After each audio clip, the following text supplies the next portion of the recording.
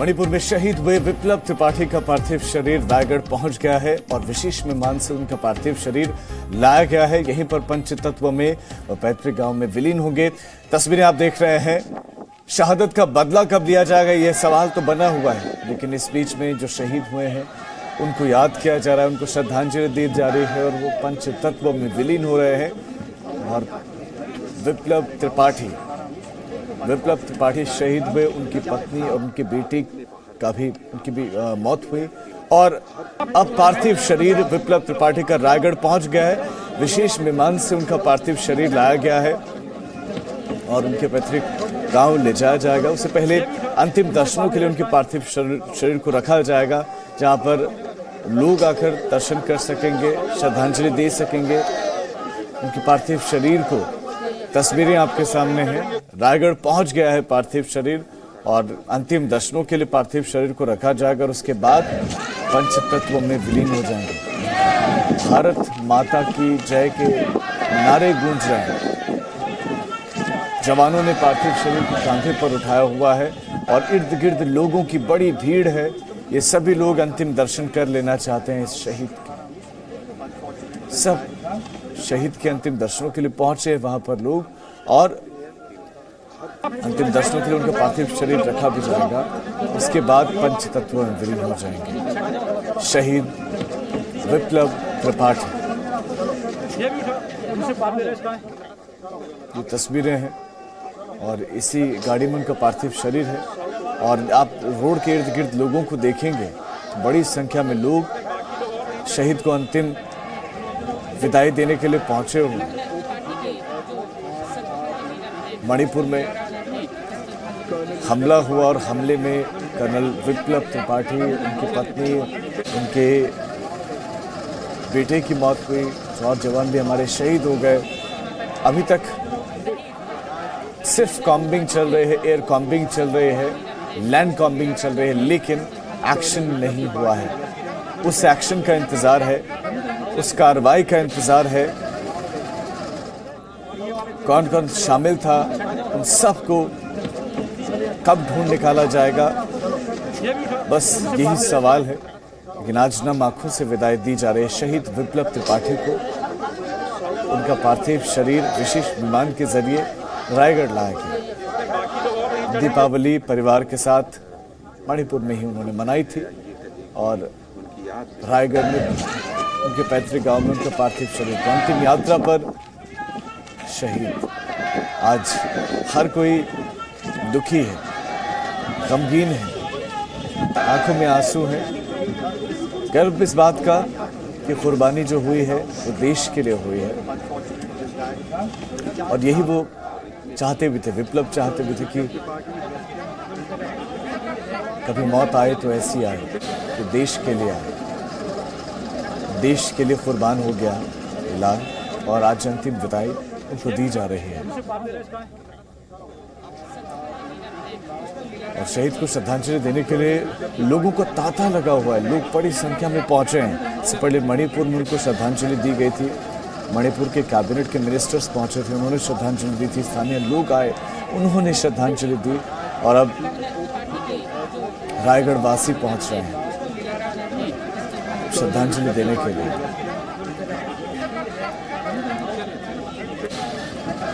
तस्वीरें आपके सामने हैं। आज जवान अपने कांधे पर उनके पार्थिव शरीर को लाते हुए दिखाई दिए विशेष विमान से और उसके बाद गाड़ी में रखकर उनके पैतृक गांव उनके पार्थिव शरीर को ले जाया जाएगा।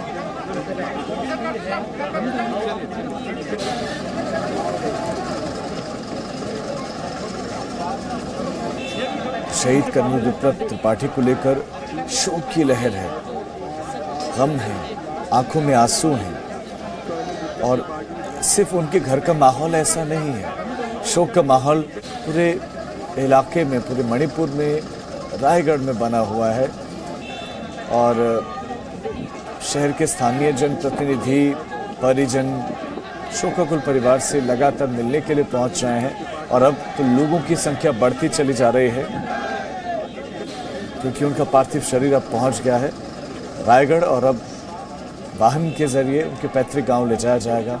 इससे पहले अंतिम दर्शनों के लिए उनके पार्थिव शरीर को रखा जाएगा तो आर्मी के अधिकारी और स्थानीय अधिकारी भी सांत्वना परिवार को दे रहे हैं।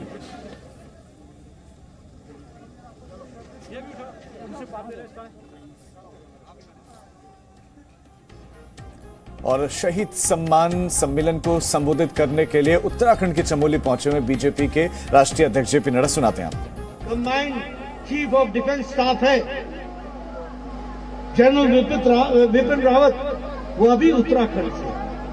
अगर हम बात करें विपिन चंद्र जोशी जी की, चीफ ऑफ आर्मी स्टाफ थे, वो भी उत्तराखंड से थे।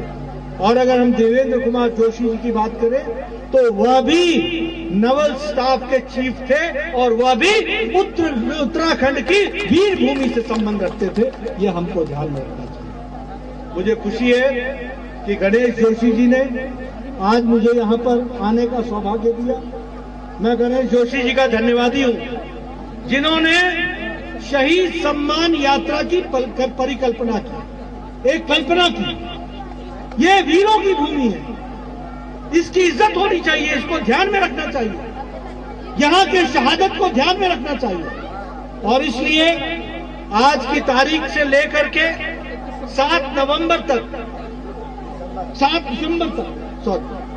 दिसंबर तक यह लगभग जो है 1734 वीर शहीदों के आंगन से मिट्टी उठाकर ये उनको सजो करके और ये सैन्य धाम पर पहुंचाई जाएगी और सैन्य धाम में इस मिट्टी का उपयोग होगा। यह वीर सपूतों की धरती को जोड़ा जाएगा, यह हम जानते हैं। मुझे खुशी है कि गणेश जोशी जी ने इन शहीद परिवारों को ताम्र पत्र देने का निश्चय किया है।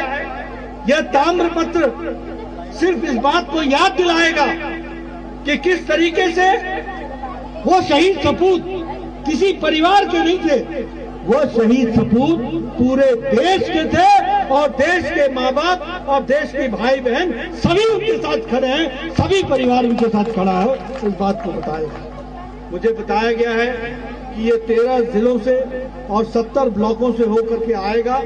इसके लिए भी मैं बहुत बहुत बधाई देता हूँ और मैं चाहूंगा कि आप सब लोग इस यात्रा में अपने आप को सम्मिलित करें। हर एक 13 जिले में इसका स्वागत हो, भव्य स्वागत हो, 70 ब्लॉक में भव्य स्वागत हो और कोई भी वीर सपूत जिसने अपनी जिंदगी और जवानी फौज में दी है वो अछूता न रहे, उसका सम्मान होना चाहिए, उस परिवार का सम्मान होना चाहिए। इस बात की हमको चिंता करनी चाहिए।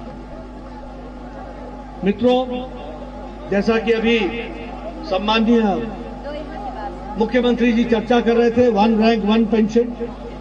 आप देखिए कांग्रेस का नजरिया क्या है। 1972 से लेकर 2014 तक फौजी भाइयों को बरगलाया गया, गुमराह किया गया, उनकी एक नहीं सुनी गई, बल्कि उनकी शहादत और देशभक्ति का मजाक उड़ाया गया। यह कांग्रेस की देन है। मेरी बात किसी को गलत लग रही हो तो आप बोल सकते हैं, मुझे रोक सकते हैं, मुझे टोक सकते हैं, लेकिन मैं बताना चाहता हूं,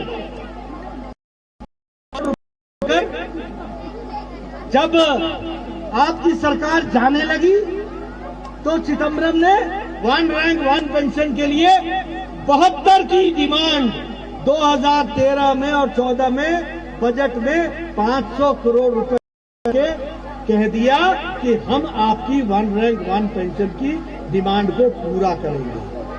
मुझे मालूम नहीं यहाँ क्या कहते हैं, लेकिन हमारे यहाँ गांव में पायता कहते हैं। कुछ नहीं तो एक शगुन रख दो और छुट्टी पा जाओ, कोई काम करने की जरूरत नहीं है। और अगर उनकी सरकार आती तो वो शगुन का शगुन ही रह जाता, कोई काम नहीं होता। काम हुआ तो इसलिए हुआ कि 2014 में भारत का महान सपूत, देश का प्रथम सेवक सम्मानीय प्रधानमंत्री नरेंद्र मोदी जी ने 1 रैंक 1 पेंशन को लागू करके दिया। यह बात हमको समझनी चाहिए। 20 लाख के आसपास हमारे सैनिक भाइयों ने इसका लाभ उठाया। Presenting B News app, available on Google Play and App Store. Download it now.